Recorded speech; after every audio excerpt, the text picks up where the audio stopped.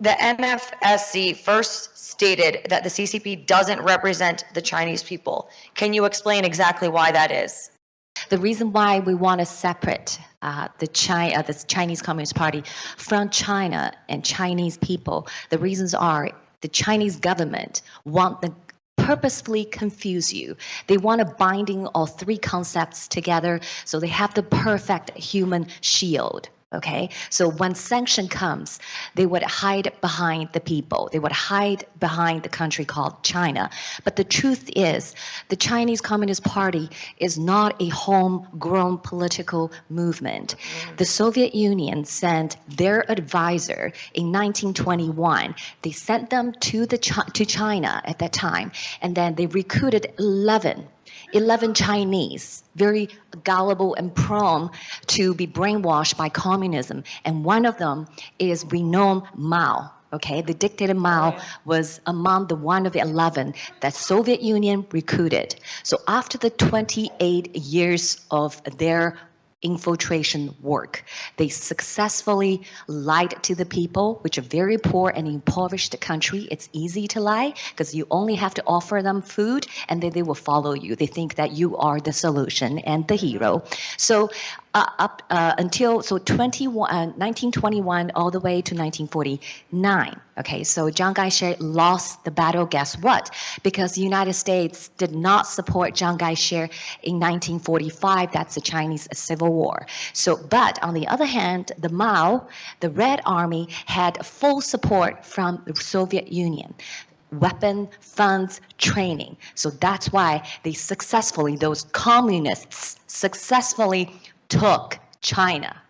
And ever since that, they started killing the Chinese people. Ever stopped violence, bloody history of the last 74 years. If you actually read a history book, you would be amazed how brutal this region is towards their own people. Yep. Because this evil communist ideology, Chinese people never voted, never given an opportunity to vote. So that is why we want you to know that CCP does not represent the Chinese people even for one day. They only represent their own interests. That is why they come up with all those policies and schemes to steal our wealth. Under communist, I want you to remember, there's two features. One, we call them nationalized private wealth, and then individualized state power.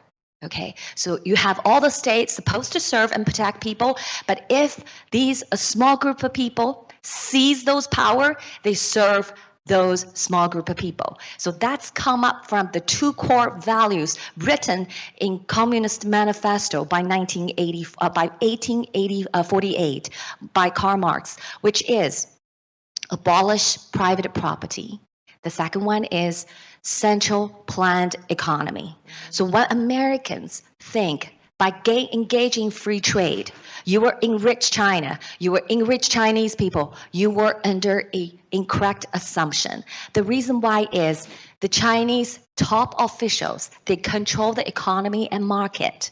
How much Chinese people buy, what the parents grow, what the parents would grow, and how much they have to sell to the government at what price, they're all determined by one party state. So by engaging in the free trade, you only enrich a very small people on the top, and they will determine how to distribute the wealth in the country. And guess what?